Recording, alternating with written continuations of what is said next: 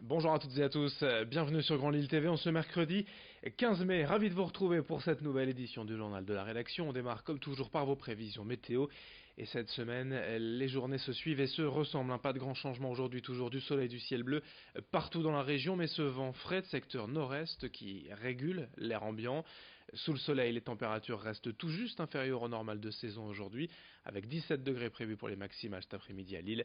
On en reparle bien sûr juste après ce journal. À la une cette semaine, le sport, le cyclisme, avec la grande épreuve régionale, les 4 jours de Dunkerque. C'est parti depuis hier. La première étape a conduit les cyclistes entre Dunkerque et Condé-sur-Lescaut. Et nous vous proposons donc en partenariat avec la radio régionale Delta FM le résumé de l'étape d'hier, la présentation de celle d'aujourd'hui, un condensé d'infos sport avec Cyril Frémin et Philippe Limousin à leur arrivée de la première étape hier à Condé-sur-Lescaut. Bonjour à tous, bienvenue sur cette 65e édition des 4 jours de Dunkerque que vous suivez tout au long de cette semaine sur Delta et sur Grand Littoral. Nous sommes avec notre consultant Philippe Limousin, président de la Ligue des Hauts-de-France, président du club de Grande-Synthe. Philippe, la première étape qu'on a suivie hier a vu la victoire de Dylan Groenewegen, le favori. Après, ça n'a pas été si facile que ça, à cause du vent notamment. Oui, c'est vrai que ça n'a pas été si facile parce qu'on a assisté à une étape de mouvement tout au long de la course depuis le kilomètre zéro. Un certain nombre de tentatives d'échappée. C'est vrai qu'il y a eu une échappée au long cours qui a duré 150 km et qui a occupé le devant de la scène comme ça avec plus de 3 ou 4 minutes d'avance. Mais seulement le scénario était quand même celui qu'on avait prévu, c'est-à-dire une arrivée au sprint parce que justement l'équipe de Dylan Groenewegen a contrôlée tout au long de la journée, ainsi que celle de Marc Sarrault qui termine en deuxième position. L'étape d'aujourd'hui, ce sera entre Valers et Saint-Quentin. Il faut s'attendre là aussi sans doute à un sprint final qui sera très, très difficile et qui sera vraiment, on aura beaucoup de concurrents. Oui, il y aura certainement aussi beaucoup de mouvements, beaucoup de tentatives, parce qu'évidemment, comme les écarts sont très faibles, tout le monde a encore sa chance, aussi bien pour tenter d'arriver à échapper que pour éventuellement la victoire finale, parce qu'une échappée au long cours, ça peut parfois arriver. Cela dit, vu la condition et la forme de l'équipe Jumbo, celle du leader Dylan Groenewegen, je pense qu'on arrivera également au sprint tout à l'heure à Saint-Quentin. Voilà, donc rendez-vous tout au long de la journée sur cette deuxième étape des 4 jours de Dunkerque.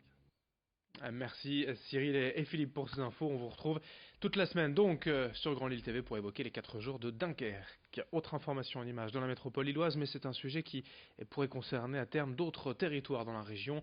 Le 14 décembre prochain, la ligne TER entre Lille et Comines sera supprimée et remplacée par une ligne de bus Illévia. La SNCF justifie cette décision de ne plus exploiter cette ligne par le coût important de rénovation des rails et le manque de rentabilité de cette desserte. La seule solution aujourd'hui proposée serait donc une ligne de bus, ce qui impliquerait selon les usagers un trajet plus long. Certains penseraient donc à reprendre leur voiture pour aller travailler. Il y aurait bien un projet de tramway vers Comines, mais rien d'officiel pour l'instant. Explication sur place au micro de Rémi Desremeaux.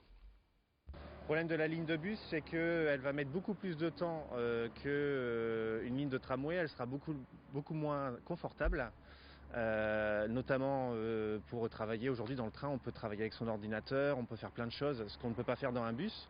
Et c'est justement ce qui a attiré les gens sur le train, depuis qu'on peut prendre le train avec un ticket Illévia.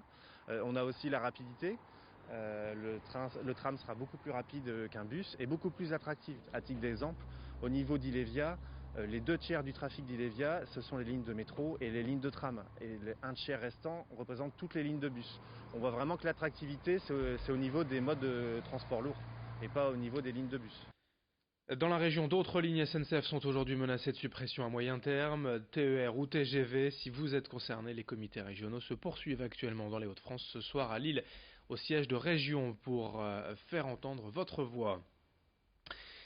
Dans ce journal également, en images, depuis quelques semaines, les abords du Grand Boulevard à la Madeleine et Marc-en-Barœul sont en travaux. Mais il ne s'agit pas de travaux de voirie. La MEL aménage ici une autoroute de la chaleur, un réseau de transport d'énergie à destination des bâtiments publics ou de logements.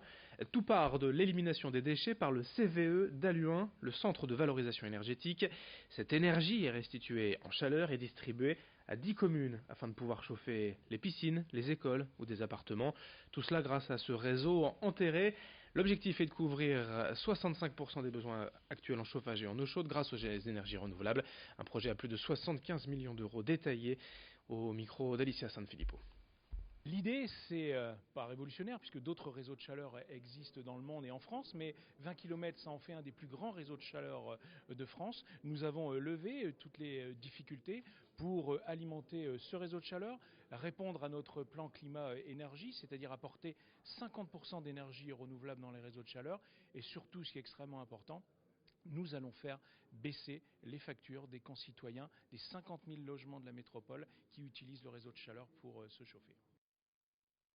En bref, ce mercredi, c'est le grand jour pour les lycéens et étudiants, puisque c'est aujourd'hui que Parcoursup va révéler les vœux acceptés ou non pour la suite de leurs études. Ensuite, ces lycéens auront 5 jours pour répondre à ces vœux par oui, non ou en attente, sachant qu'il n'y a qu'un seul oui possible. Ensuite, la plateforme sera actualisée en fonction des réponses récoltées.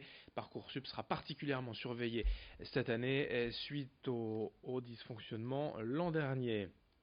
Et dans ce journal également, la piscine de Roubaix et le Secours populaire du Nord s'associent pour profiter de la renommée de la piscine et des œuvres d'art en vente les 14, 15 et 16 juin au Palais Rameau. C'est un salon solidaire d'art contemporain. Comme chaque année, un large choix d'artistes, 130 pour la plupart régionaux. 20 et 25 000 euros. Il y en aura donc pour toutes les bourses et pour tous les goûts. Grâce à ces achats d'œuvres et ces bénéfices récoltés, le Secours populaire du Nord organisera les 21 et 22 août prochains 2 grandes journées au parc Astérique pour ses bénéficiaires. Explication complémentaire au micro de Margot Sailly.